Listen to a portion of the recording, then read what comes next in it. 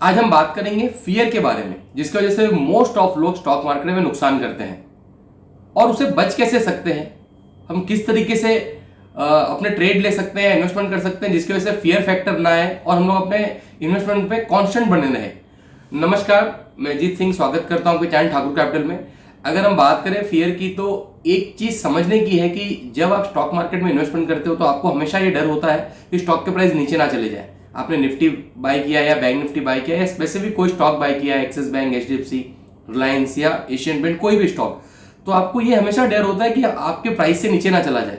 और अगर आप वो स्टॉप लॉस लगाते हैं तो वो स्टॉप लॉस हिट होके वापस ऊपर ना चला जाए। ये दोनों एक फियर आपके दिमाग में हमेशा होता है, जिसकी वजह से अगर स्टॉक के प्राइस थोड़े से भी ऊपर जाते हैं तो आप जल्दी उसे पोजीशन स्क्वायर ऑफ कर लेते हैं, मतलब छोटा सा प्रॉफिट ले लेते हैं। मगर अगर वो प्राइस ज्यादा नीचे गिर जाता है तो आप उस प्राइस पे बने रहते हैं, मतलब बड़े लॉस में खड़े होते हैं और छोटे से नुकसान में निकल जाते हैं।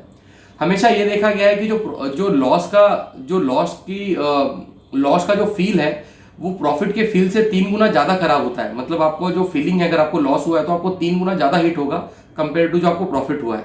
अगर हम देखें तो हम किस तरीके से बच सकते हैं फियर फैक्टर से, आज हम डिस्कस करने की कोशिश करेंगे। पॉइंट नंबर 1, आप ये चीज करना कि कभी भी आप कोई भी लमसम इन्वेस्टमेंट एक साथ मत करना। अगर आप किसी भी स्टॉक्स में अगर बाय करने जा रहे हो तो आप उसमें छोटे छोटे अमाउंट डालिए। आप समझिए आपको 1 लाख इन्वेस्टमेंट करना है तो 10-10 हज़ार रुपए करके इन्वेस्टमेंट कीजिए। आप ये मत सोचिए कि उस स्टॉक का कोई बॉटम हो गया है और स्टॉक आपको फिर वहां से घूम जाएगा। आप हमेशा कोशिश करना कि 10-10 हज़ार रुपए करके इन्वेस्टमेंट करें, उसमें एक आपको ये बचा सकता है। सेकेंड चीज है कि डाइवर्सिफाई करना अपने इन्वेस्टमेंट को। किसी भी एक ही सेक्टर और एक ही स्टॉक में स्पेसिफिक आप अपने पूरे पैसे मत डालना। आप अलग अलग सेक्टर में पैसे डाल सकते हो, जैसे ऑयल एंड गैस में डाल सकते हो, सीमेंट में डाल सकते हो, बैंकिंग में डाल सकते हो, फार्मा में डाल सकते हो, ऑटो में डाल सकते हो। तो अपने पोर्टफोलियो को डाइवर्सिफाई करने की कोशिश करना।